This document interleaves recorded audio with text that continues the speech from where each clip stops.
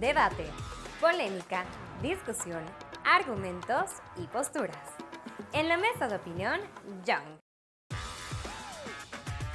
¿Qué tal? Muy buenas noches. Nos da mucho gusto que esté nuevamente con nosotros en esta nueva transmisión de la Mesa de Opinión Young.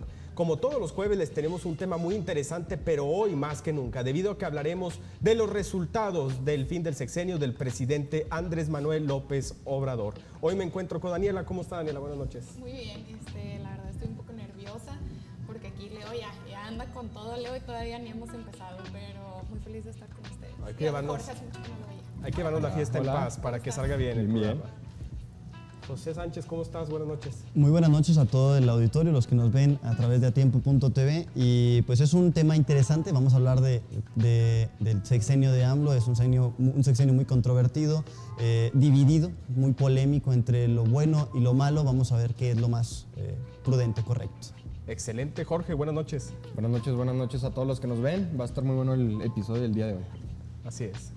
Leonardo, ¿listo ya con toda la papelería, todos los legajos? Oye, sí, parece... No, así es, nos venimos muy preparados. También les presento una gran herramienta, es este semanario de la semana pasada, muy buena.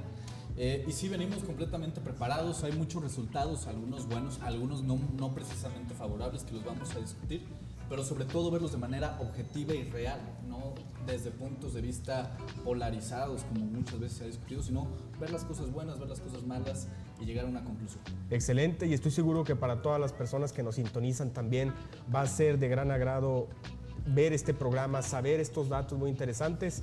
Y pues ni Xochitl Gálvez traía tantos papeles, entonces va a estar muy interesante el tema de hoy.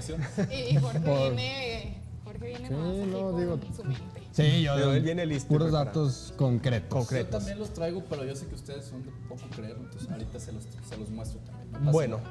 comenzamos este recuento del sexenio del presidente López Obrador con el tema económico. ¿Cómo le fue a México en materia económica en estos 6 años o poco menos de 6 años que estuvo el presidente López Obrador? ¿En qué posición se encuentra actualmente a nivel mundial en cuestión de salario? ¿Realmente hubo inversión extranjera directa, etcétera? Vamos a comenzar contigo, Daniela. ¿Cómo crees que le fue a México? No, con en sándwich. este No, dale, sexenio? Daniela. No, le estoy diciendo que yo de economía primero. Mira, fíjate, en tema de inversión extranjera directa, México disminuye en comparación al sexenio de Enrique Peña Nieto, 20 puntos porcentuales. Aquí hay también un tema que hay que tomar en cuenta, que es el tema de la pandemia. Va a ser una de las armas que Andrés Manuel López Obrador va a sacar a relucir, el tema de la pandemia. Afectó a México, sí, porque fueron prácticamente un año y tantito en el cual pues toda la economía se disminuyó, se paró. Y pues bueno, en datos al finales de este sexenio, la inversión aquí en México fueron de 204.508 millones de dólares, mientras que con Enrique Peña Nieto fueron de 213.000. Prácticamente disminuye poco, pero al final de cuentas disminuye. Si nos queremos dar cuenta de ir avanzando poco a poco, pues bueno, lo que estamos haciendo es ir para atrás poco a poco en este caso. Probablemente con el tema de la pandemia se pudo haber arrebasado esta cifra. Por X o Y razón no se arrebasó. Vamos a ver cómo terminan estos que... Bueno, al momento que estamos grabando, 5 días le resta Andrés Manuel López Obrador. Vamos a ver cómo va. Y también pues en el tema de la economía, la expectativa que había mencionado Andrés Manuel López Obrador era el crecimiento de Ernesto Zedillo, del sexenio del 94 al 2000. Pues tuvimos alrededor del 0.8 al 1% anual de crecimiento en este sexenio. 1.1%. 1.1%. Comparado contra el 3.2, unos catalogan hasta el 3.5 de Ernesto Zedillo. Entonces, pues bueno, lejos de esa cifra. Así es.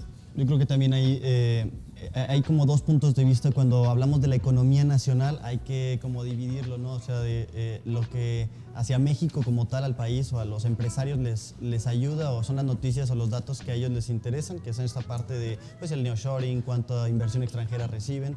Pero yo creo que también a la gente pues de a pie, del común, la gran mayoría de las personas y la mayor parte de la población de México pues se vio beneficiada también por el incremento al salario mínimo, que fue casi más del 120% de salario mínimo que se aumentó, y esta fue un logro del sexenio de AMLO, que buscó pues acabar con estos mitos de que si incrementaba el salario mínimo pues se iba a volver loca la economía, que se iba a ser disparatada, que iba a ser insostenible, y pues no, se demostró en cierta manera que incrementándolo más del doble pues logró hacer un resultado que hizo que la gente tuviera un poco más de solvencia económica, y pues incluso disminuyó la pobreza, que más adelante, ya que vayamos sobre esta movilidad social, podamos hablar un poquito de eso. Pero en cuestión de la economía, pues está bien interesante contrastar que no fue el mejor año para la inversión extranjera, el mejor sexenio para la inversión extranjera, pero sí para la economía pues, local, la economía de las personas, el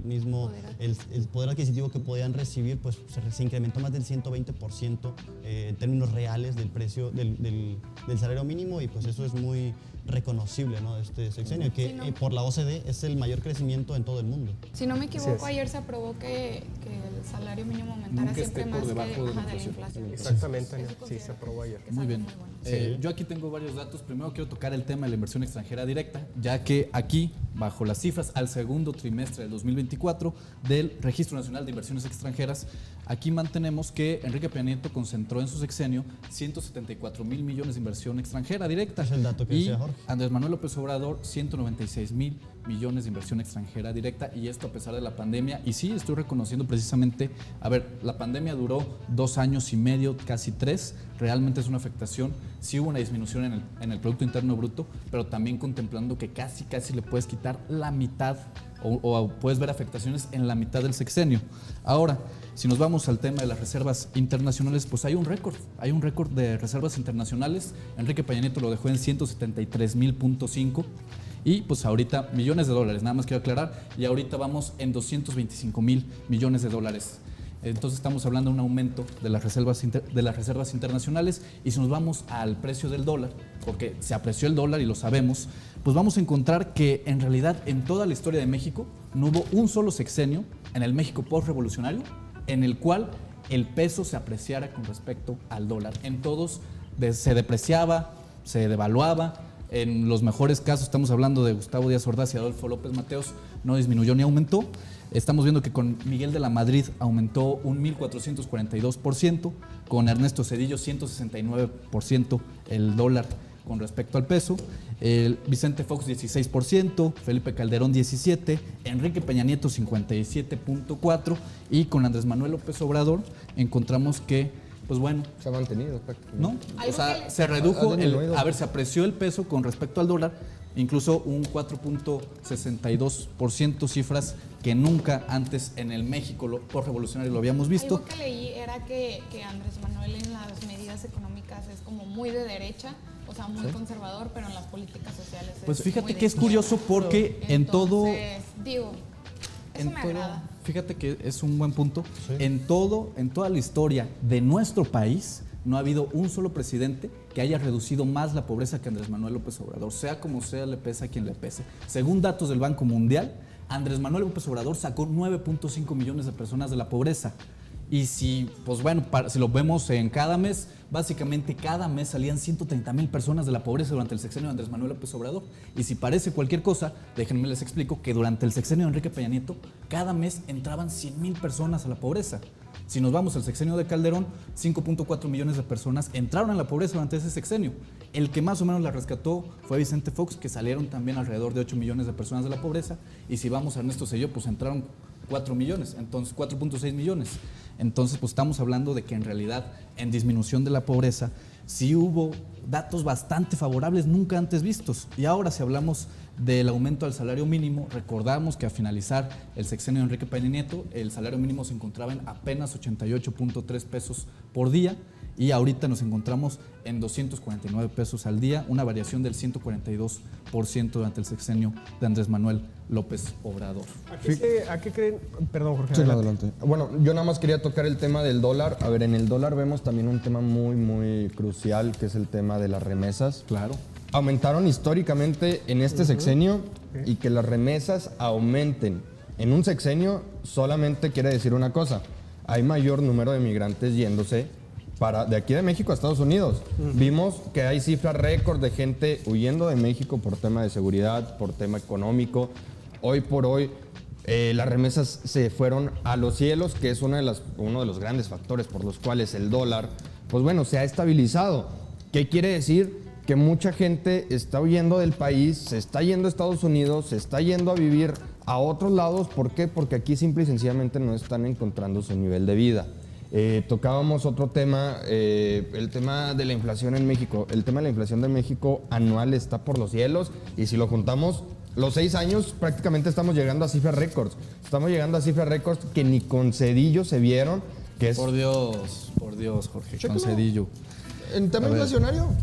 Mira, ¿quieres que nos vayamos primero al tema de la migración? Aquí te lo muestro, se ha reducido la migración a Estados Unidos, lo cual pues sí, efectivamente es un tema que todavía queda pendiente porque lamentablemente no las solo en remesas México, históricamente en Latinoamérica están sí también aumentando. A ver, lo estoy diciendo, pero también no tiene que ver solo con que haya más migración, que siga habiendo, y es un tema pendiente que nos engloba a todos. ¿Por qué se va la mayoría de las personas de Latinoamérica? Si no es por temas económicos, también por temas de seguridad. Y Andrés Manuel le hizo frente al gobierno de los Estados Unidos y dijo la verdad, que el gobierno de Estados Unidos es corresponsable de la migración y de la violencia en Latinoamérica. No, a ver, y te lo digo, dijo que el gobierno de Estados Unidos es corresponsable de la violencia en Sinaloa por haber ayudado a agarrar al maíz Zambada. El 72% de las armas que llegan a México vienen provenientes de Estados Unidos. A ver, espera. ¿Quién ¿eso está es real? armando a los Totalmente. cárteles? Eso es real, Es pero completamente real. ¿de quién es la responsabilidad de la seguridad de aquí de checar México? que no entren De armas en regularizarlo. México? Por Es de supuesto. México y no hay ni un No le puedes echar la filtro, culpa a Estados Unidos. No hay ni un filtro de seguridad donde México agarre armas, se detenga. A ver, hay un documental nuevo, chécalo, donde literalmente cómo pasan armas de México de Estados Unidos a México, y en México no hay nadie que cheque qué es lo que entra a México. Ahorita en unos momentos tocaremos el tema de seguridad, nada más para finalizar el tema económico. A mí me gustaría retroalimentar lo que mencionó Jorge.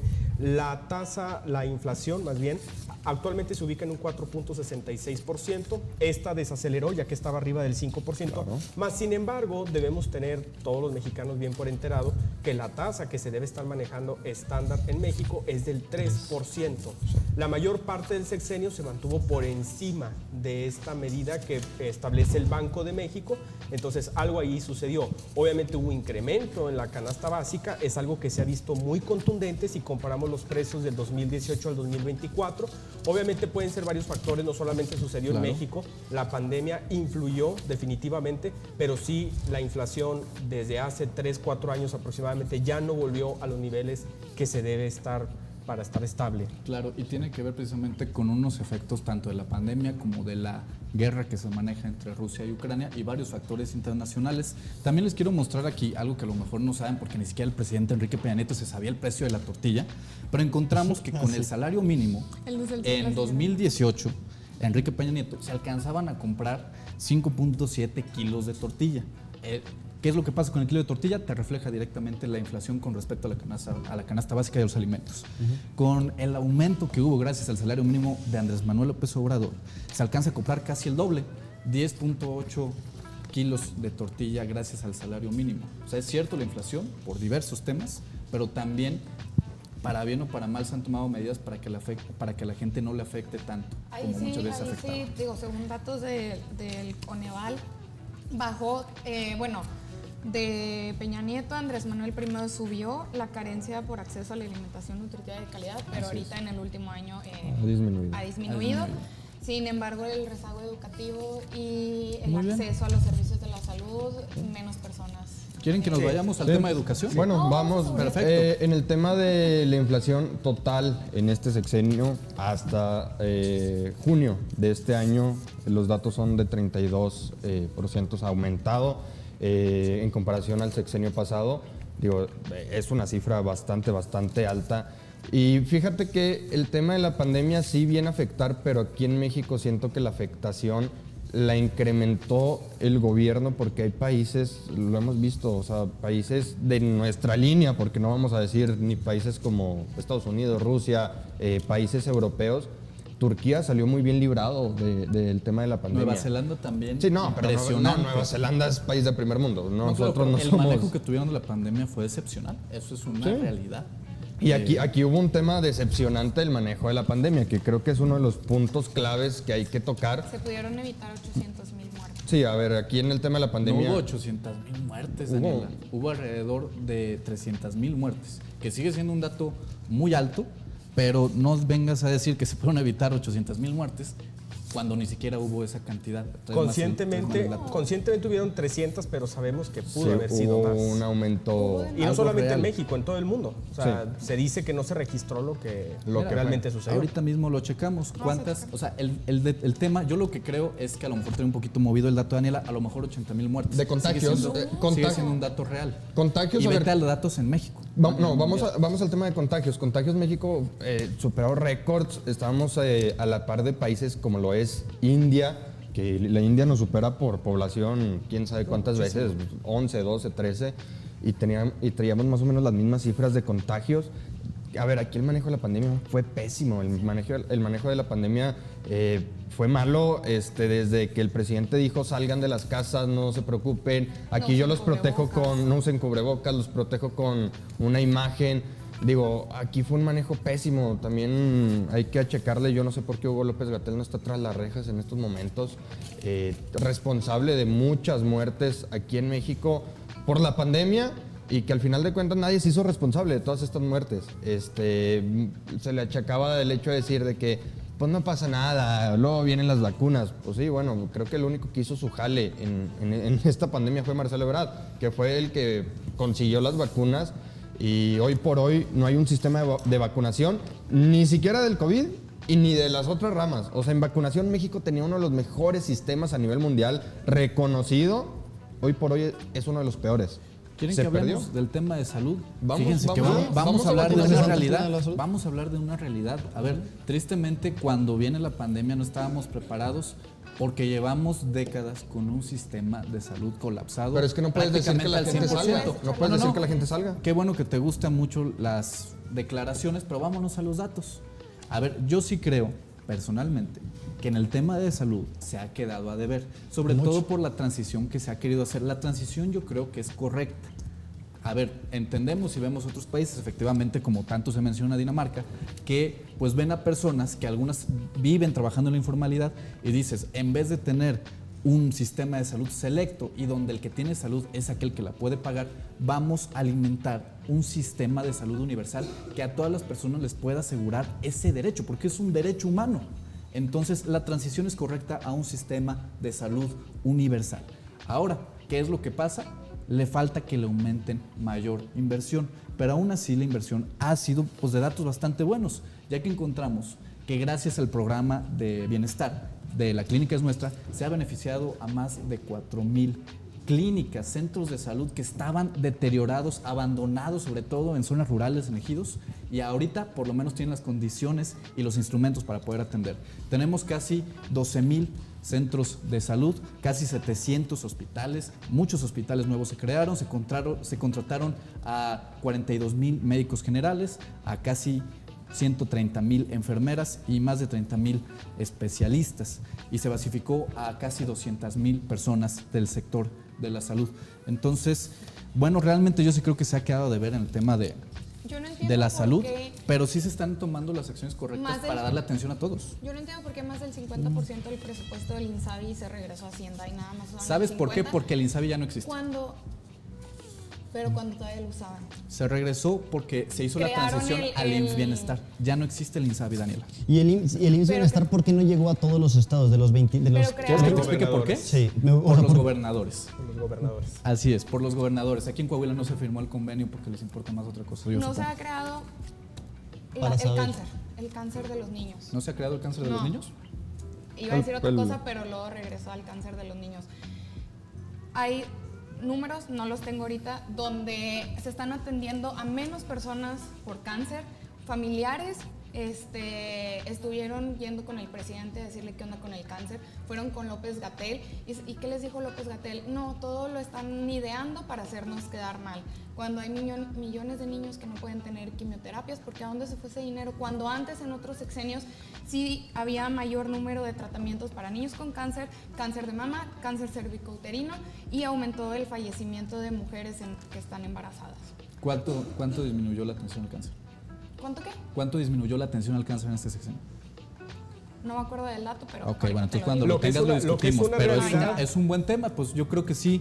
Realmente yo también vi algunos datos de disminución de atención al cáncer y creo que es una cuenta pendiente que si ahorita no se resolvió en este sexenio, sí o sí tienen que llegar con Claudia Sheinbaum a atenderlo. Lo que es una realidad es que la pandemia dejó expuesta una debilidad en sistema de salud en nuestro país grandísimo, grandísimo. Por más que el gobierno de México en los años en los que estuvo presente la pandemia e incrementó esta inversión al sector salud, no se pudo acaparar como se quería debido a que la atención que se necesitaba era amplia para todas las personas que estaban contagiadas, para las personas que padecen otras enfermedades. Eso fue una realidad, pero tampoco se deja algo que realmente sea benéfico.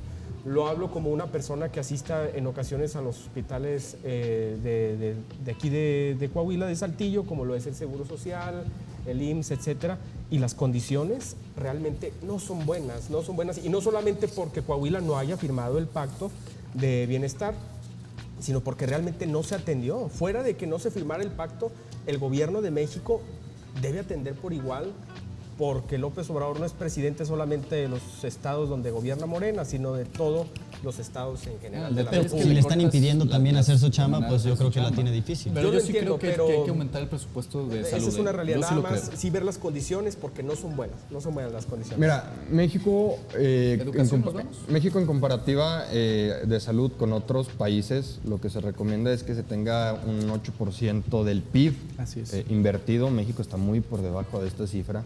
México anda rondando entre el 3.2, hubo años donde el máximo fue de 4%. Estamos a la mitad de lo recomendado, entonces creo que aquí sí es un tema donde si no hay inversión nunca se va a mejorar. Al final de cuentas la salud, de la única manera en la que se va a mejorar es a base de dinero, de inyección, perdón, de capital, pues donde le metas a los hospitales, donde los hospitales los renueves. Si vemos todos los institutos mexicanos del Seguro Social, las clínicas, digamos, grandes, prácticamente se hicieron en el siglo pasado.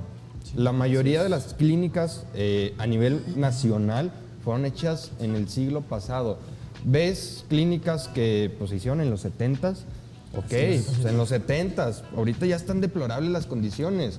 No hay centros de radiología. A lo mejor en los 70s no se utilizaba porque no había esa tecnología, pero que no la hayas implementado hoy por hoy ya es un tema bastante deplorable. Aquí también hay un tema muy interesante en el tema de salud, los fideicomisos que se eliminaron. Tema de fideicomiso que se eliminó para enfermedades de transmisión sexual, el que mencionaba Daniela para los niños con cáncer. Fue una serie de más de 100 fideicomisos que se eliminaron tanto de salud como de otros rubros, en los cuales yo lo mencioné, yo estaba en contra que se eliminaran estos fideicomisos porque al final de cuentas es un salvavidas que tienes para atacar estas problemáticas. Ok, lo que se mencionaba es que estos fideicomisos se iban a enviar directamente los de salud al IMSS para que se pudieran resolver estas problemáticas. Vemos que hoy por hoy no se resolvieron estas problemáticas. En seguridad estamos mal, tampoco se resolvieron.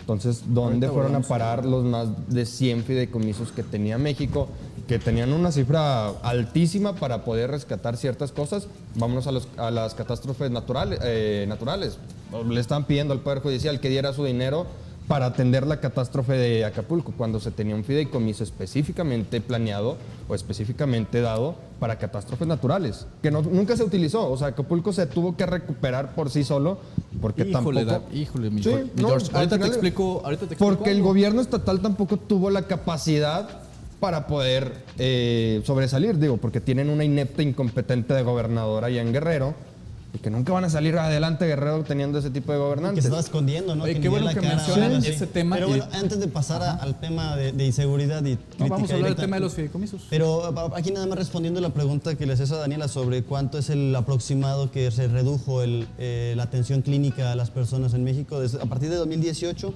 por datos de la Secretaría de Salud, se redujo un 38.6% solo la atención médica básica a todas las personas en México por el recorte presupuestal que aplica aproximadamente 600 millones de pesos que no se le están invirtiendo al sector salud por una cuestión pues política más que nada, porque no hay una razón lógica de por qué hacerla, si a fin de cuentas no es como que declararan gastos que positivos, ¿no? O sea, al contrario, se generaban más recursos, pero pues, no había esa inyección del Estado. Mira, entonces, para responder a esa pregunta, el 38% menos de la atención pública a las Creo que en personas. salud queda mucho de ver. Ahorita mencionaba algo, Jorge, que también es un dato que yo he manejado mucho, la inversión directa al sistema de salud. Es cierto, yo también vi el mismo dato, alrededor del 3-4% máximo. Para lograr un sistema eficiente se necesita alrededor del 8%. Sí. Para lograr lo que se busca se requiere una inversión de aproximadamente del 11%. O sea, para lo que quieran, para lo que exactamente. Ahora, ¿cuál es el tema de los fideicomisos? ¿Qué es lo que pasa con el Fonden? Pues tristemente eran fideicomisos para ayudar a la gente y a través de los intermediarios, ¿qué es lo que hacían? Decían, fíjate que necesito tal maquinaria. No, pues ¿sabes qué? Entre tú y yo nos acomodamos, le pones que te gastas tanto, te quedas tanto tú y me quedo tanto yo y la gente que se friegue. Ahora, es que pues sí, si quieren hablar del Fonden, déjenme les termino de explicar nada más con el fideicomiso qué es lo que pasó. Bueno, se elimina el Fonden porque lo que pasaba era justamente eso, que a través de los intermediarios se clavaban la lana y dejaban a la gente desamparada. ¿Qué es lo que se está haciendo ahora? Directamente la Secretaría de Hacienda y Crédito Público está brindando los fondos de manera ilimitada, porque también el Fonden era, si te lo acabas ya ni modo. La Secretaría de Hacienda está brindando de manera ilimitada y además mucha gente no sabe, pero a través de la Secretaría del Bienestar están enviando personas de distintas entidades, los turnan para ir a apoyar a la reconstrucción de Acapulco. Y también aquí, de hecho en Coahuila, han enviado cierta rotación de trabajadores de aquí para ir a apoyar allá a la reconstrucción. Es que eso es algo que nunca he estado de acuerdo con el gobierno de Andrés Manuel. O sea, porque si algo no funciona, hay que desbaratarlo y volver al... Ok, entiendo que a lo mejor a veces es necesaria una sacudida y que todo se desbarate para volverlo a empezar, pero no arrancan el problema de raíz, que es la corrupción. ¿Dónde están todas esas personas que hacían ese tipo de contratos? ¿Dónde están? No están en la cárcel, no están investigados. Y lo que comentábamos hace más rato, AMLO tiene el caso de corrupción más grande de toda la historia de México, de Segalmex. ¿Quieres que hablemos de Segalmex, Daniela?